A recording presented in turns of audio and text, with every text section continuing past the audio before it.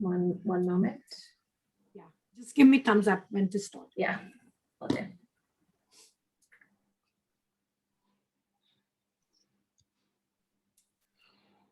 Okay, thank you, Sabina. Welcome to the online conversation on the situation right now we have in India, and our conversation titled COVID SOS, India to the World. And really it is an SOS to the world, not only what's happening in India, but what's to come for the rest of the world. My name is Dr. Vineeta Gupta. I am a director of this Action Secretariat, a global health advocacy partnership. It consists of 15 locally based civil society organizations across 5 continents. Most of our partners do grassroots advocacy, engage volunteers. So we'll be talking more about that. I'm also a maternal and child health physician and a human rights lawyer with my own roots in India. So today's topic hits home for me. As Indian diaspora, we carry the weight of painful stories of human suffering coming out of India. And I volunteer with India COVID SOS, leading its policy advocacy effort, a group of passionate volunteers who are working day and night to make a difference in India, neighboring countries, and elsewhere. Today, I have the honor of chairing this session, hosted by Action in partnership with Results Education Fund, a grassroots organization, advocacy organization based here in Washington, DC, and with chapters all over the US. And India COVID SOS, as I mentioned, a diaspora 100% volunteer effort. To learn more about the organizations, please see the organizational websites that are being posted on the right side of your screen in the chat box. Before we get started on the discussion, I want to run through a few logistics on this event platform. We want to hear from you on this conversation. And please share your thoughts and your questions for the panelists, for each other through the chat box that's on the right side, as I mentioned before. And we will be monitoring the messages. We'll try to pick up some questions at the end and have a more, if the panelists answer your questions. We will also be live tweeting and retweeting and sharing your tweets. So please do that. Do engage with us on the social media, and we will be putting the panelists and their organizational Twitter handle in the chat. Feel free to share yours as well. This conversation is what we all make of it. So please participate actively. This event is being recorded, as you saw when you got on the event. The recording will be shared with everybody who signed up, and plus it will be available online on our website, action.org. And it's also live streamed. This event is also being live streamed on YouTube. So thank you. I want to thank you all for your engagement, for whatever work you are doing to make this a world a better place, whether it's focused towards India or the other hotspots or in your life elsewhere. The main objective of the sessions are get to know the status in India. We have great panelists, what India needs and what global community, and each one of us in our own level can contribute positively towards the situation. And also I want to say one thing that sometimes I personally think too, and people ask me that question in the workshops. It's okay for us to define our own limitation, own contributions, how much we can do to the best of our capacity. Everything matters. So please don't hesitate if you have 1 minute to offer, an hour to offer, or you can do more. Whatever works for you is useful. And so we will talk about a situation in India. We'll hear from US policy experts, and then we'll also hear from the global and the African experts to talk about how we can all contribute positively to this situation. You can help support the global effort, and we'll be sharing all the resources on the side as well as we go along. Without further delay, let me introduce our panelist. Professor Dr. J.A. Jayalal, National President of the Indian Medical Association. You can see his profile links in the side on the chat to learn more about him And his Twitter handle is on the slide you see, and please feel free to engage. Our next panelist will be Dr. Kavita Patel, a non-resident fellow at Brookings Institution in Economic Studies for the USC Brookings Sheffer Institute Initiative for Health Policy in the US. And many of you might see her on MSNBC as an expert. Ms. Rosemary Mburu, the Executive Director of the WACI Health and Africa Regional Civil Society Organization based in Nairobi, Kenya. And she's also an action partner. We'll start with Dr. Jayalal. Dr. Jayalal, I want to start with the first question. Where are we on the COVID-19 in India right now? Could you please share the situation from the ground? And as you had this biggest organization of physicians in India as the national president of IMA, Indian Medical Association. Yeah, thank you for the wonderful initiative which we have taken and the lot of good works you are doing. I'm really thankful for you as an Indian resident in NRA, settled there and doing a lot of innovative work. And thanks to all my panelists and the people who are with me at this moment. I'm reporting from India. I'm sure that at this moment, the Indian healthcare system and the amount of people whom we are having for the treatment is enormous. Every day we are getting many more people are coming to the hospital with a sickness. And we are seeing a lot of difference in the cases, which we are seeing in the first wave and the second wave here. Many people of the younger age group are coming in. The people are coming with a lot of severe disease than what we are in the earlier part. We saw a lot of people with a mild disease. And a lot of people are still coming to the hospital with an acute respiratory distress and acute condition, and the deaths are also more in the hospital setup. We know the population of the India, which is nearly 1.4 billion, and there's so much of population and so much of congested areas. The spread of the virus is happening very quickly, and the infectivity rate, what we are having today, and the test positivity is nearly 25%. That means almost 1/4 of the person who is coming here and doing the testing are getting positive. I sense it is a communal spread, so it is spreading very fastly. We are trying our level best to cope up with the situation with rapidly increasing the hospital beds, rapidly increasing the resources what we have, and rapidly increasing the manpower of the hospitals. In spite of the difficulty we are facing in the shortage of the manpower, shortage of the beds, the fatality rate is remain low because of the committed work of the doctors and the healthcare workers of this country. Though we have lost many doctors in the forefront who are working for the country, but still we are working hard in this situation, and we are able to save thousands of people from the clutches of death. And today the mortality still remains as a 1%, which is much lower than the most of the other parts what we are seeing today. And now the government has infused in one of the area which we heard as an oxygen deficiency, which has been now improving. A lot of oxygen generators were installed in the particular states. There are a lot of oxygen which was used for the industrialized use. Majority of the oxygens we are using for the industrialized use. Now all of them are converted to use for the oxygen for the hospital use. Remdesivir, there was a lot of hiccup we had, when to use, when not to use.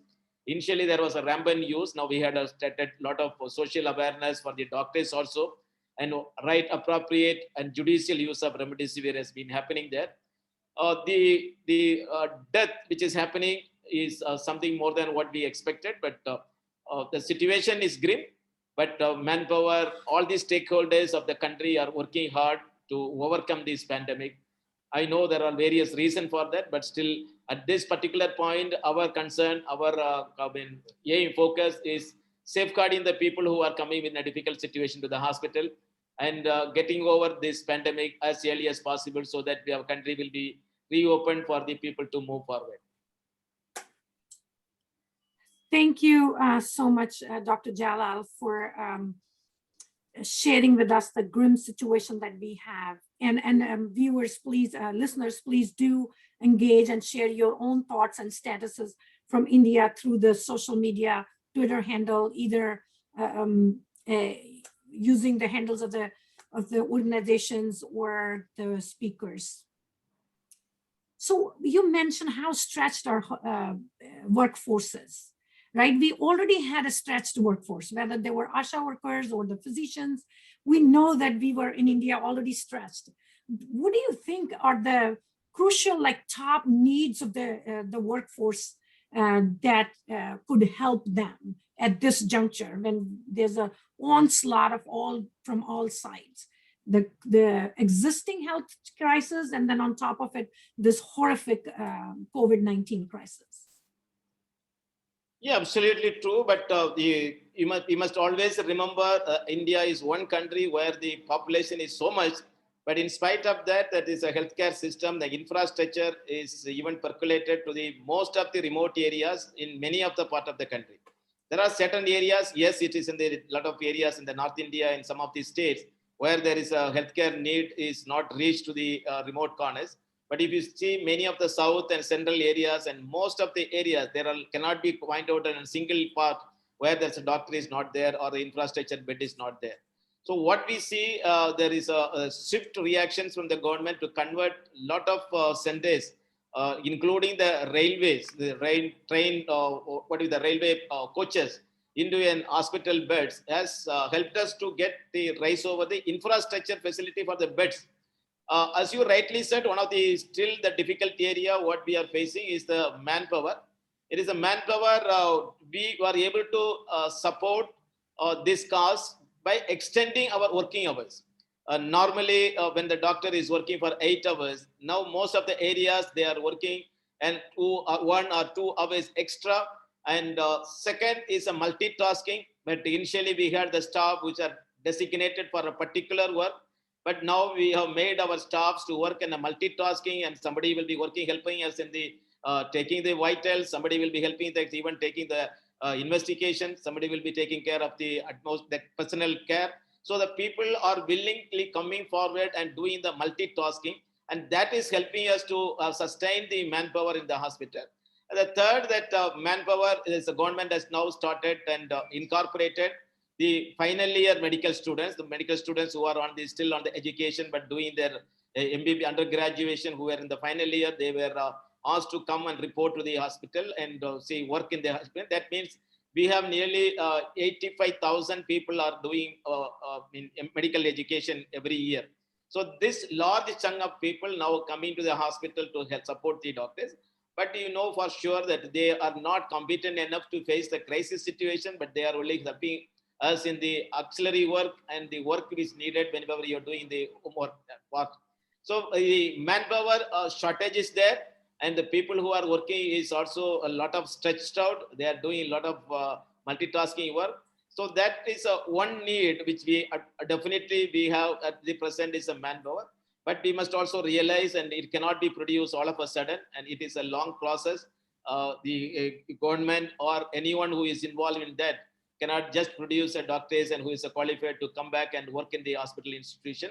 This is a long felt need. I'm sure the government will understand this in this critical moment, and they will start initiate the process so that the trained and the qualified manpower will be increasing in the hospital. So that is one of the major challenge we face. And as you asked, and what are the needs the hospital, the doctors or the hospitals is facing? Yes, at this moment, and we face a little shortage of oxygen and remdesivir is there. But at present, and as on date today, we have got millions of oxygen generators has come in. A lot of PSA units, the self-made oxygen generator unit has been established in the hospitals. All our other works are stopped. That means entire hospital infrastructure, entire hospital force is now diverted or focused only to the COVID care. So that means almost all our elective surgeries are cancelled. All our other areas where we need to spend the oxygens where we spend. So we are now, entire our limited infrastructure, oxygen we are able to use for the people. But it is still an open, there's a lot of many foreign countries that send the oxygen concentrators to India. We still need more, and we will definitely welcome more, and whenever we get the supply of the oxygen, definitely it is a great support for the India. But drugs wise, now India has enhanced the production of the remdesivir in India. Most of the drugs are available. One of the other now issue we are facing with the black fungus or the mycorrhizasis, that is, we are getting a few cases of mycorrhizasis in the cases. So we need to have some of the drugs to tackle that condition also. So Indian government is taking steps to produce these drugs indigenously. But what oxygen is will still need a lot of work to do. Another major concern where we are going to concentrate is on the vaccination, because we know for sure the vaccination is the only tool we are having to overcome this pandemic. And we are trying our level best to enhance the vaccination at this situation. As on date, 180 million people of our country has been vaccinated. But the target for us is 900 million people has to be vaccinated. Those who are the people who are above the age of 18. Although we have the population of 1.4, now we are focusing only for the patients who are, people who are above the age of 18. So that comes to 900 million. So there are long way for us to go further to reach out to the level that we will be able to vaccinate all these people. But we are setting a target that at least before this year end, all our people should be vaccinated. We have some issues with the vaccine production. Now, most of the foreign vaccines are also getting clearance from India. We have already given clearance to the Sputnik, and Johnson & Johnson vaccine is also on the trial. So we will be expecting from the next 2 months, we will be able to get more vaccines in the forefront. And the ramp up of the production of the indigenous vaccines, both the Covishield and the Covaxin, are also taking place. Now the government has assured that at the end of the month or the next month, we will have nearly 300 million vaccine can be produced indigenously. Now that is a good step. But what we need at this moment, so all these vaccine can go only with a pricing, because the government is trying to put 50% of the vaccine free and the 50% vaccine in the open market. So, but still we will be needing a lot of support for this mass vaccination. So Indian Medical Association has taken a project of 1 million vaccination drive with a free of cost to the people who are in need. So we need to buy this vaccine, and we are trying to make the infrastructure available with Indian Medical Association doctors, and they are going to voluntarily supply this vaccination to Indian people. So it will be our appeal to all the people to extend your support in the mass vaccination project, because that is a long-term project which we are going to do, which will be able to help our country to get rid of the pandemic and have a sustainable, free environment in this country. Thank you. Thank you for sharing in detail the needs of the health workforce as well as the other needs. I think that you addressed my thoughts were like, what can global community do? So you already addressed some of those factors on what global community can do, either at a personal level or advocating for their governments. So I want to highlight three things. Everything Dr. Jayalal said, please do engage with it. Again, I encourage viewers through social media. But three things I want to highlight.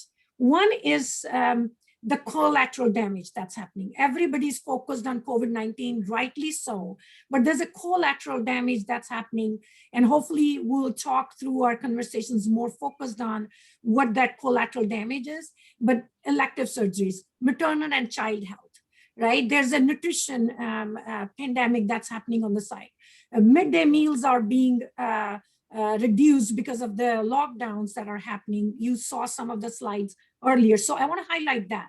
Second, I want to highlight is the help from Action Partnership is working tirelessly day and night on mobilizing the resources from multilaterals and donor countries to put in more, whether it's a Global Fund, whether it's World Bank, whether it's Gavi for COVAX. So we are working tirelessly to increase the funding and also release the funding that's already allocated. And the third thing I would highlight is for our audience is that you can explore our partnerships, 15 member partnership in every country, and see if you can engage. And the India COVID SOS. We are addressing many of the things that Dr. Jayalal mentioned.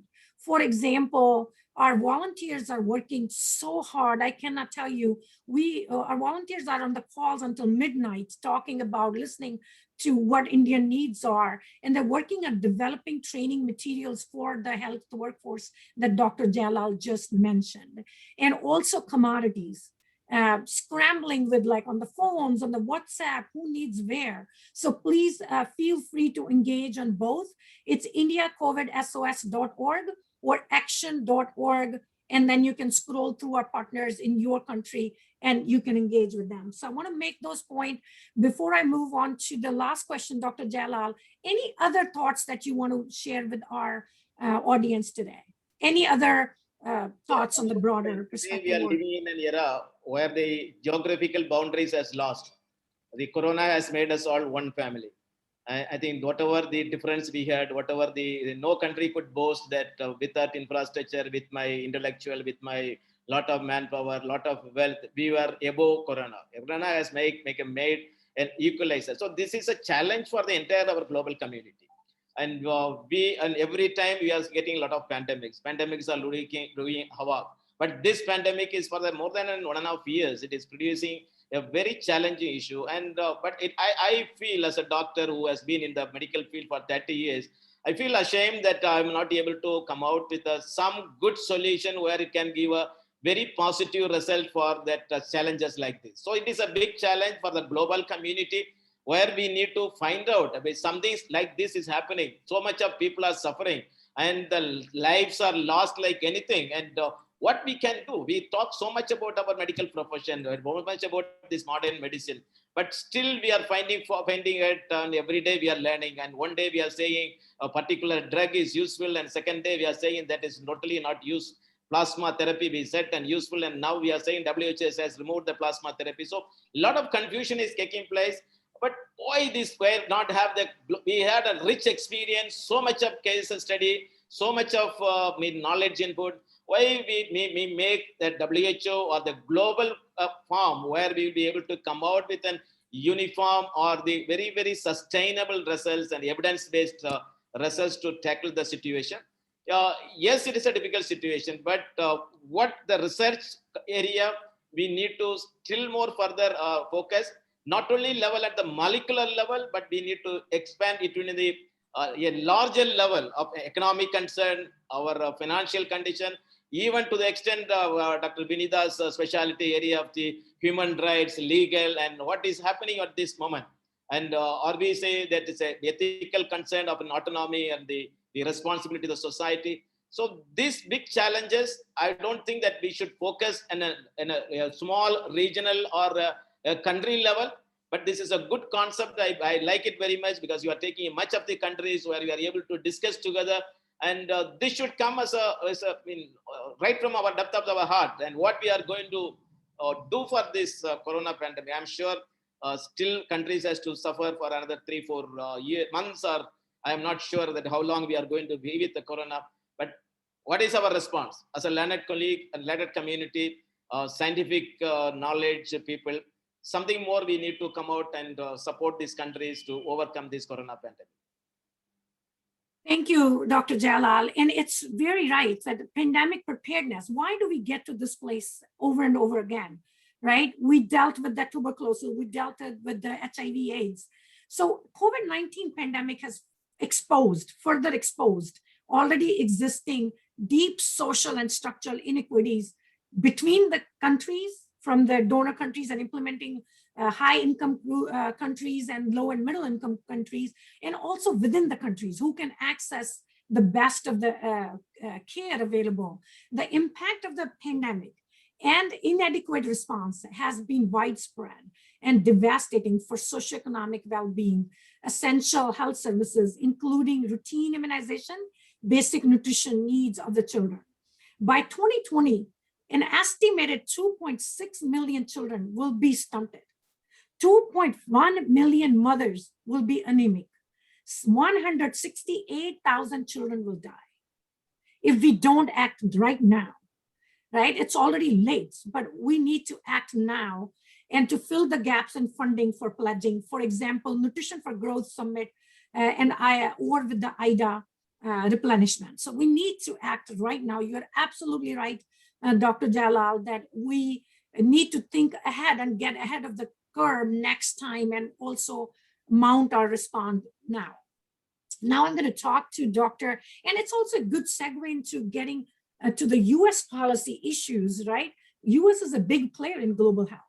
And we'll go to Dr. Kavita Patel to talk about US policy.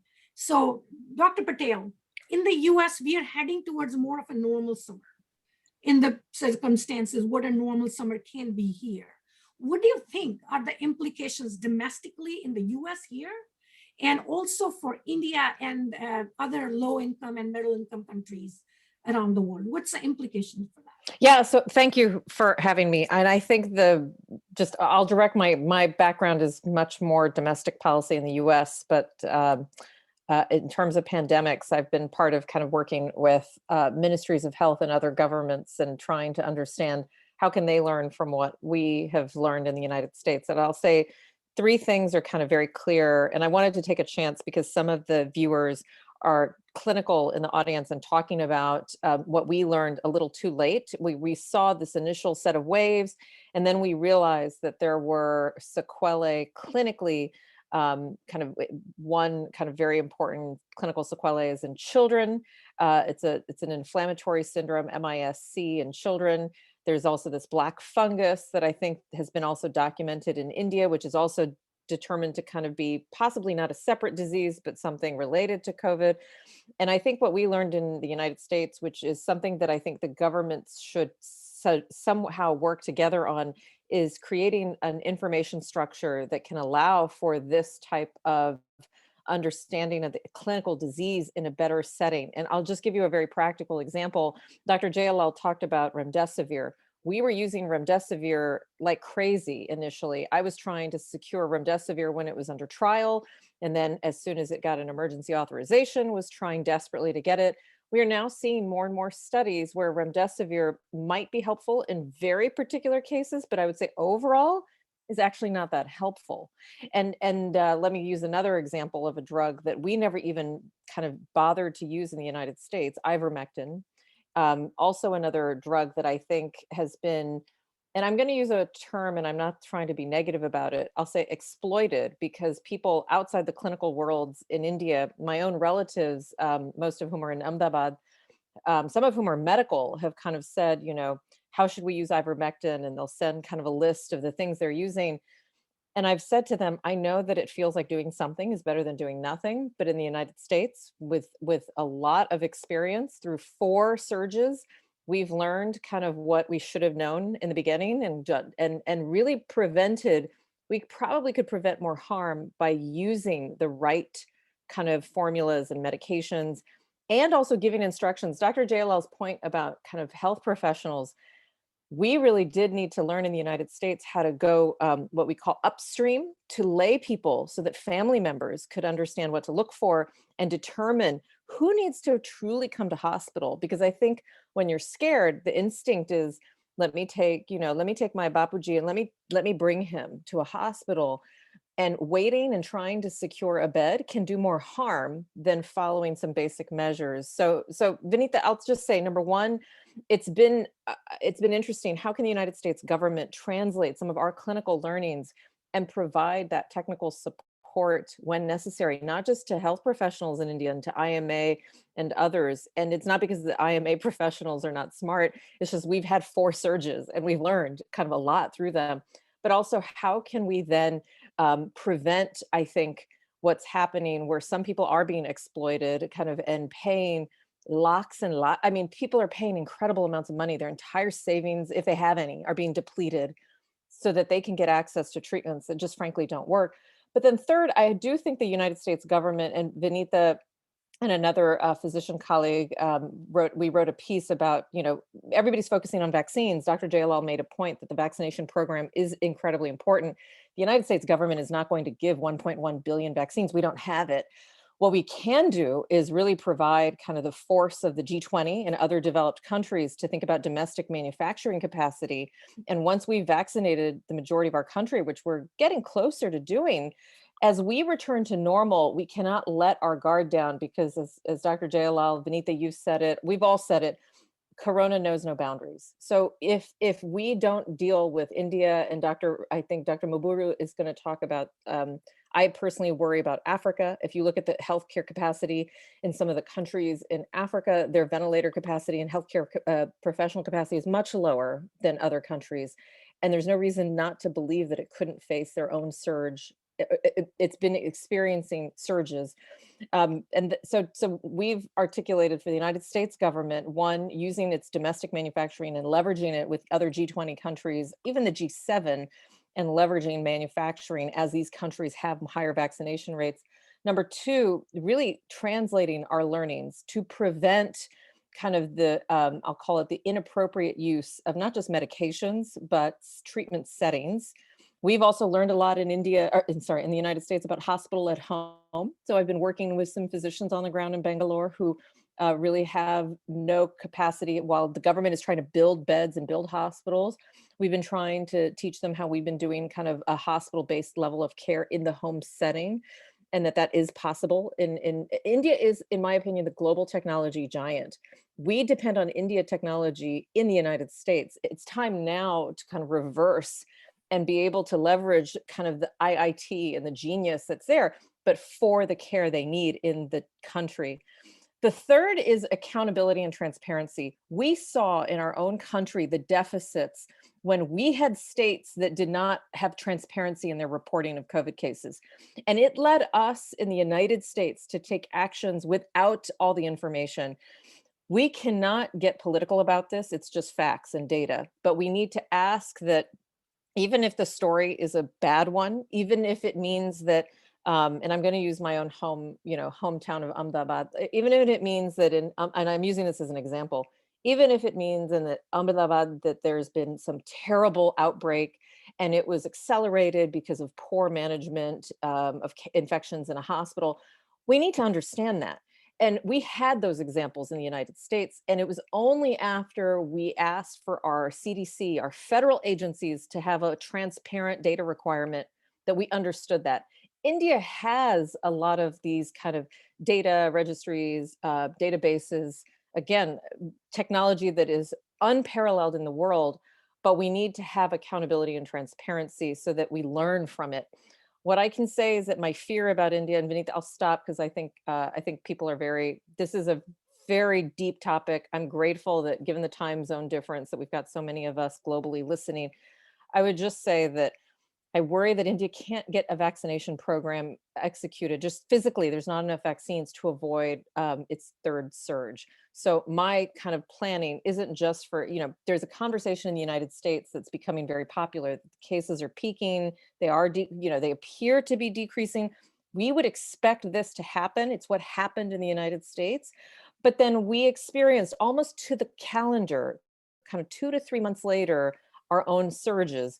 Now, could India vaccinate the majority of its population, or could the majority have been infected and then get vaccinated? It's possible. And that's hopefully, I think Dr. Jayalal's point, that's the goal.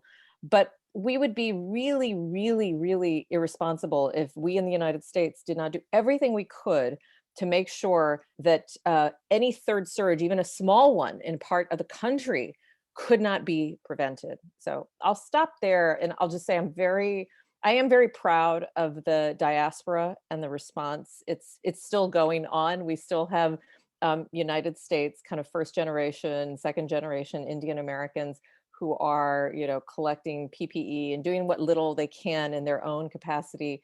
And I think it's just a great reminder that this is one world. And I do want to say this, I've gotten criticism, social media and publicly, for not drawing attention to other countries where cases might be higher per capita, Latin America, other parts of Asia.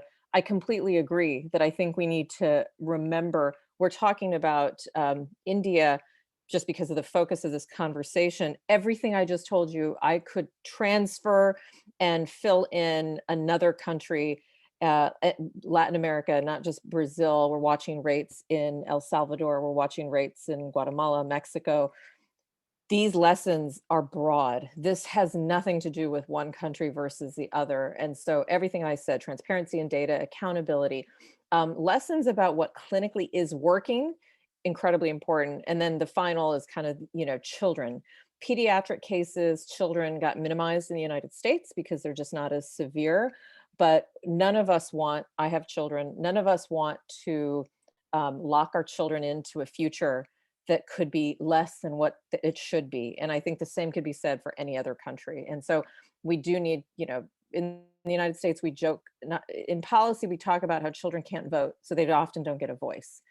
And I think the same could be true across the world. You know, we all kind of need to remind ourselves about populations that just aren't going to have a voice. So hopefully, so anyway, thank you for everyone, and just incredibly impressed, Vineeta, with the work that the panel is doing, and hopefully can be part of it. Thank you so much, Kavita. And as you are doing such amazing work, I just want to mention that Dr. Kavita Patel served in the Obama administration as Director of Policy for Office of Intergovernmental Affairs and Public Engagement in the White House.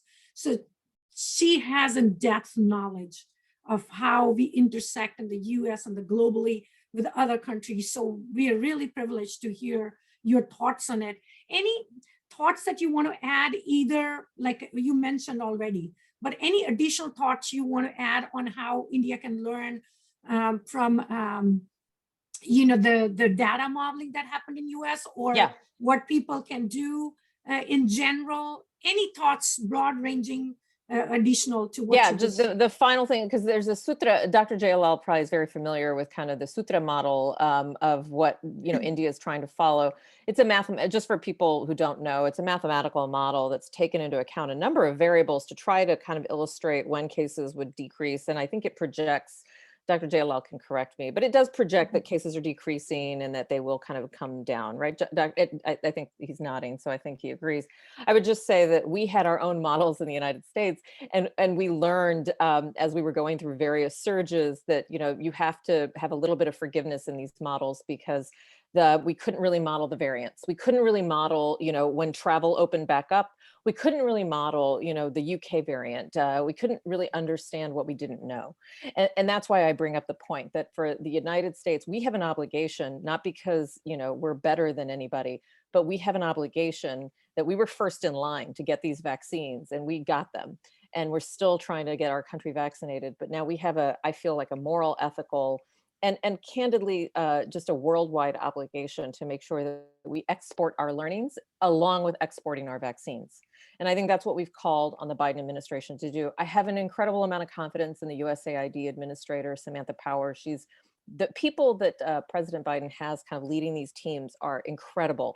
I just don't want them to waste time, because we don't have the luxury of time. India could be going through a third surge while it's trying to execute this very ambitious vaccination program.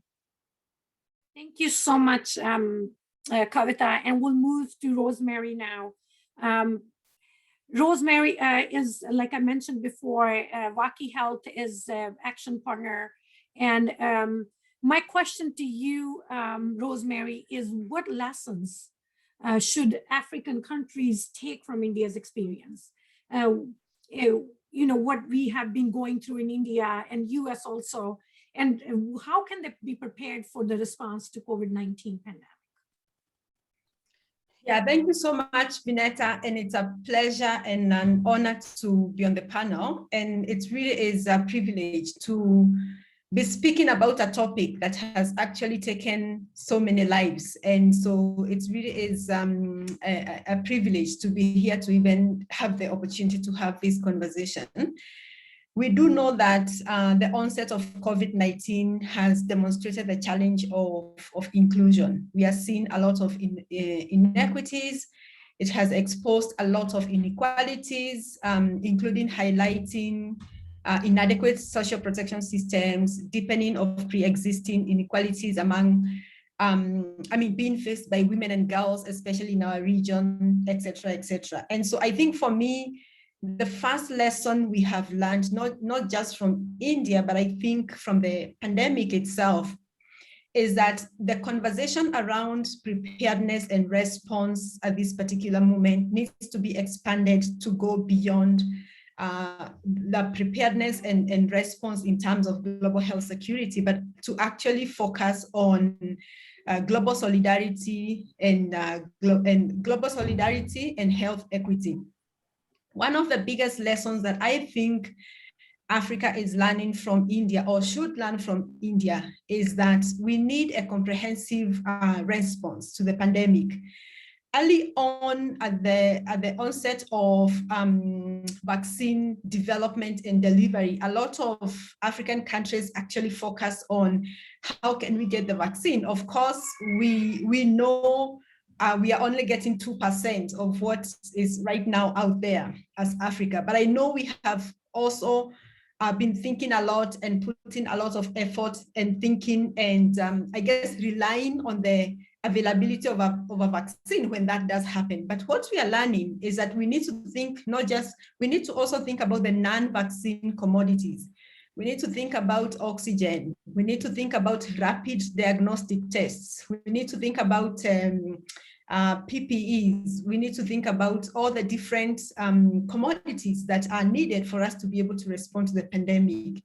And not just the therapeutics, the diagnostics, the vaccine, et cetera. We also need to think about and to remember that no global health response will be successful without communities. And at a time when the healthcare workforce is so stretched and so fragile, we need to learn lessons around community health workers who are going door to door, who are actually delivering the commodities, who are sort of ensuring that there's progress. And when people cannot reach to the hospital at the community level, that's our best bet in terms of getting care. And so we need to think about how we invest in our health systems, and not just the health systems that ensure medical availability of commodities, etc., but also the community systems that then ensure that we sustain a response and that our response reaches to areas where actually the health system itself cannot reach. So equipping community health workers, equipping even community groups, ensuring that we can participate even in monitoring and accountability, etc., etc. One of the things I guess we have learned is that we have to think very strongly about the fact that COVID-19 has affected other sectors beyond health, and it has mentioned here. And what we are learning from India, for example, around, just pushing more people into hunger, where children actually cannot access food with nutrition value, etc. We need to think about nutrition. We need to think about the other elements and components that are important in terms of ensuring that as we respond to COVID-19, we are thinking about the other sectors, like food, like children wasting away is actually an epidemic in itself. How do we ensure that we actually address that? I think the other thing is, in all this, you learn that there are many ways to strengthen health systems, but I think using primary healthcare as an entry point is something that we are learning. We need to strengthen primary healthcare systems right from the community level all the way to the national level. Thinking about how do we do routine immunization, for example, at the lowest level of community health facility. How do we ensure that the maternal, newborn, and child health services are not disadvantaged? We saw a lot of diversion here in Kenya when COVID-19 just happened, and a lot of resources, human resources and financial resources were diverted. And so how do we ensure that we are not responding to one pandemic while the other epidemics like HIV, TB, malaria that have really weakened our health systems continue to kill the same lives that we are trying to protect? So I think it's mainly around ensuring there is equity. It's really about health systems. It's about community systems. It's about primary healthcare. It's about non-vaccine commodities and ensuring that we have that. In all this, there's a question of where is the money to do all this work? Where is the money? And so one of the lessons that we continue to learn, and not just from India, from even previous pandemics, is that we have to have stronger systems around domestic resources. We need to have stronger systems around how we generate, domestic revenue. it helps a lot, because as you can see at the moment, it's rich countries versus poor countries, in terms of access to vaccines, in terms of the response, et cetera, et cetera. How do we actually better prepare by ensuring that we put in mechanisms around domestic resource mobilization? So I'll keep it to that. I think there are many other lessons we are learning, but I did want to highlight those. Thank you, Rosemary. And I know that you are engaged at the country level plus regional level in Africa and the global level with different mechanisms. Can you a little bit talk about what is being done there, how you're engaged and what can be done, what's the role of different mechanisms? Anywhere you want to go with that is very helpful to have the information. Yeah, so I think I'll start with something that has been mentioned here on the call. Someone spoke about the World Bank kind of work and advocacy, and IDA coming up in terms of replenishment and resourcing. And in Africa, we've been following on World Bank funding here to look at like, where is the money going? Is it going into like human capital investments? And that's an area of interest to say, how can we ensure that investments are going into things like education, health, social protection, nutrition, because then it goes a long way in terms of securing the human capital development of a particular region, especially here in Africa. So that's something that we want to see highlighted in IDA. We want to see African countries prioritizing human capital investments. So that's one of the things that we are advocating for and wanting to see. The other thing is around, like, we have an opportunity with the Global Fund coming up. The Global Fund was the first multilateral institution to respond in terms of COVID-19 response mechanism. And in terms of safeguarding the gains on HIV, TB, and malaria response, there has been a lot of support from the Global Fund side.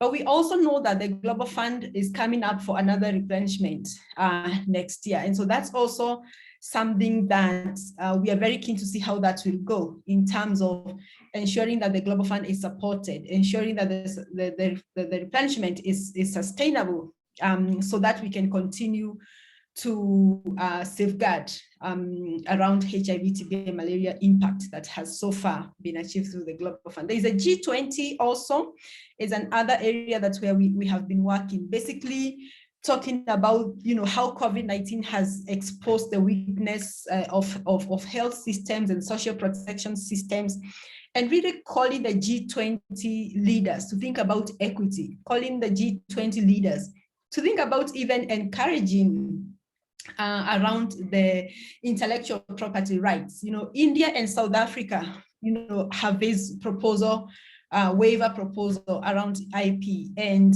you see G20 countries have for quite some time been blocking this. We celebrate, the US for actually supporting the proposal, supporting the waiver. But we do know that there's a lot more that needs to be done in terms of tech transfer, ensuring that we support expansion of manufacturing capacity in Africa, et cetera, et cetera. So those are some of the things that we've been working on in terms of the key moments and in terms of the policy entry points for policy, advancing policy that can support preparedness, response, and ensuring that health equity is achieved. Thank you, Rosemary. And I just want to highlight one point there also. How when there's a crisis, the global leaders sometimes, or the community, goes towards a new shiny thing. We know the mechanisms exist, whether it's a global fund or Gavi or whichever mechanisms that we have at the global level, multilaterals and bilaterals. There is a role for them to be more effective. There's a scope for them to be more effective, more resourced, more transparent. So it would be helpful. It would be helpful to look at them, where they worked and where they did not work, and make them more effective, resource them better, so that next time we are not faced with this. Instead of creating a parallel system and then working through it, and down the lane, another pandemic, and realizing that mechanism needs fixing as well. So it's circle of going into things without having effective structures, multilaterals that can spurt up a response, have the resources to do it, and have the transparency and accountability to, if they fail, to be held accountable. So thank you, Rosemary, for sharing all this. Any other thoughts that you have? Otherwise, we'll move to the questions that viewers have for the panel. Any other thoughts you want to add, Rosemary? Yeah, just very quickly, because you've mentioned accountability, civil society, and communities. I think just to highlight that even within this pandemic, there's a huge role that civil society and community accountability and advocacy work comes to play. And one of the panelists had mentioned, like the lack of transparency in some of these processes, where you are not very clear where the resources have been allocated, how it has been prioritized, etc., etc. And so just strengthening that space for civil society and having governments actually meaningfully engage civil society, ensure that there's transparency, there's access to data, access to information, is very important, because it strengthens civil society and community accountability work, which is very important in terms of impact on the investment that everybody is putting into this response. Thank you so much. And I just want to remind viewers and our audience today that advocates like Rosemary are working hard so that Africa can take the important lessons from India and elsewhere, like Rosemary mentioned, and also they're learning to other countries. So we are a global community. So we are in this together. And we, as an international community, must step up and have collective power behind wherever the pandemic is, to respond to it and also to mitigate as we get ahead of the pandemic. And also I want to say about the equity, I want to reinforce what Rosemary mentioned, the primary healthcare, health system strengthening, and health equity, and some other very key points she made to emphasize on that.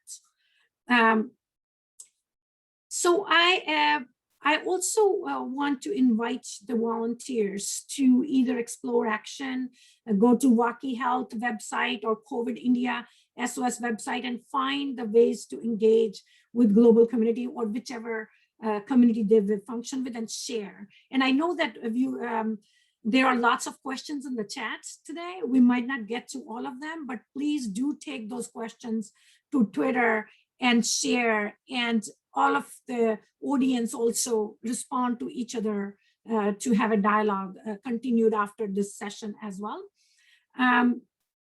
Now let's take one question, and it's to all the panelists. If we can go around and ask people very important question. How do we beat the misinformation? We dealt with in the US, we are dealing with it in India. We see the pictures that you saw in the slideshow also, the cow dung bathing that's been happening to prevent COVID-19 in India. So every country has its own set of misinformation. How do we beat it? What's the role of individual, civil society, and the countries? Take it away any way you want to the panelists. Kavita, we'll start with you. I think, so I do think that the only way to beat misinformation is to have very clear kind of, I keep saying transparency, but very clear information broadly disseminated. Hemal in the chat was just asking, like, how can we create more of an international kind of clinical information sharing? As I suggested, the WHO, I mean, there are organizations that kind of lend themselves to it, but it doesn't seem to have happened yet. And I think it's because if you go to the UK Ministry of Health website, it says something just a little bit different than the United States CDC. If you go to the India, kind of even down to this different state levels, there is just a little bit of differences. And so I do think that one way to battle the misinformation is to have some very kind of evidence-driven, accepted standards, even if countries and states and local governments can't meet those standards, that we all agree that, you know, this does not work or this does work. And I'm just speaking, Vineeta, about clinical information. I also will tell you one of the most popular threads on social media from India a couple of weeks ago, WhatsApp actually, was that, you know, if you're infected, you don't need to get vaccinated. And I think that's just, these are the kinds of things where I think the intentions are good, because the government has said that if you've been infected, you need to delay vaccination so that people who don't have the infection have access. Very correct. But it's confused by the public who is interpreting that as I was infected. I really never need to, I don't need to be vaccinated. And so we need to be very clear now worldwide. The message is clear. Vaccines are our way out of this pandemic. But next, clinical management, if you do get infected, what do you do if a household member is infected or a family member? And then guidance about what, I worry a lot also about the misinformation that's coming out, not just out of India, but out of many countries about, people's voices being suppressed or this or that. It doesn't need to be political. We just need to emphasize that data is going to drive our decision-making. Data is going to support what we state. And so wherever possible, one habit I've tried to create in the United States is like anything we say, we show the data to support it. And I think that should be something, Twitter is very easy to just do something and hit send. We need to kind of say, if ivermectin or I mentioned remdesivir, here's what we know about remdesivir and here are the studies. Let anybody link and then try to understand them and then communicate to the public in very plain language why we want to encourage isolation if someone is sick and that we shouldn't put them in a car and bring them unless certain conditions are met to come to the hospital. Thank you, Kavita. We'll go to Rosemary next on the misinformation and then to Dr. Jayalal. How can the individual government level and civil society can address the misinformation? Rosemary.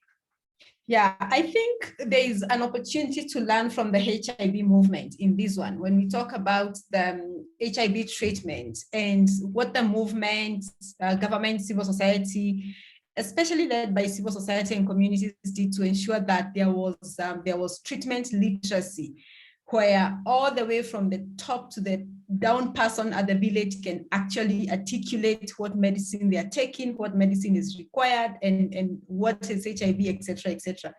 And I think that's what has been missing, that kind of literacy that is community-led. We saw it working in HIV response, and I think it can work around COVID-19. But I think we are very slow as a global community to invest in community literacy and in community-led interventions, and I think that's something we are missing as a global community. Thank you, Rosemary. Dr. Jayalal, your thoughts on combating misinformation at all levels, government, individual, and civil society. Sorry, you are on mute, Dr. Jayalal.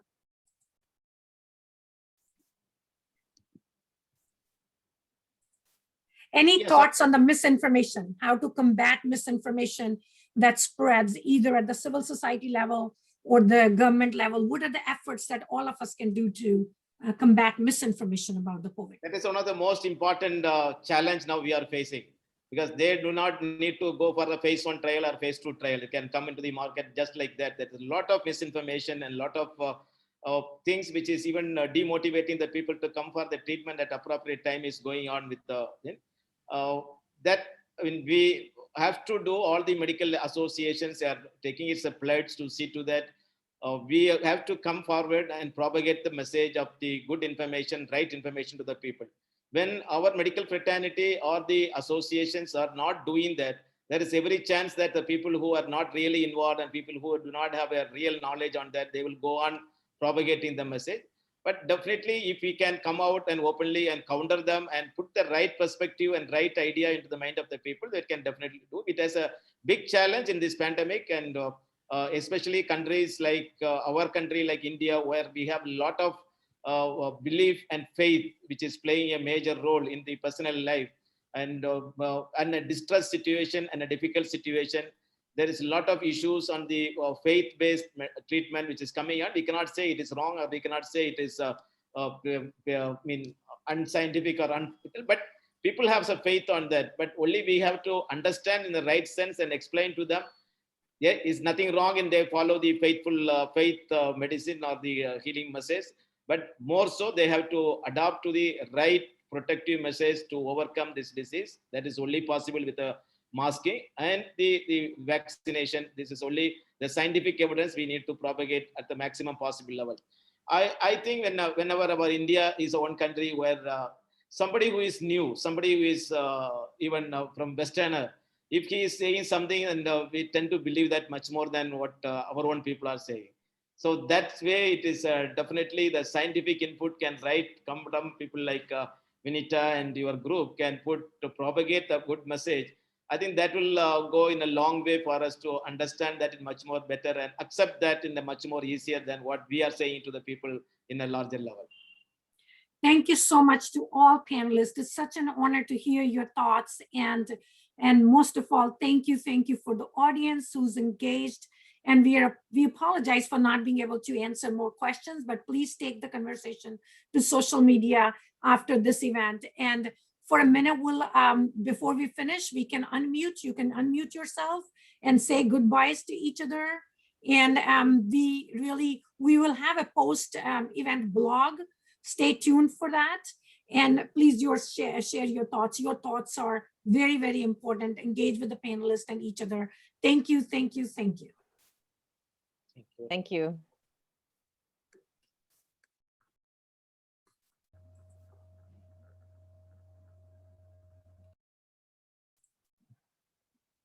Thank you, everyone. Thank you so much, everybody, for being here. You can unmute, say bye, hello, namaste. Namaste. Namaste. Bye, everyone. Thank you. Thanks, Vineeta. That was a wonderful session. Thank you so much, Aaron. All contribution from all the volunteers. I'm just the face of it. Go India, COVID, SOS, go Action Partnership, go IMA, go WACI Health, go Kavita Patel.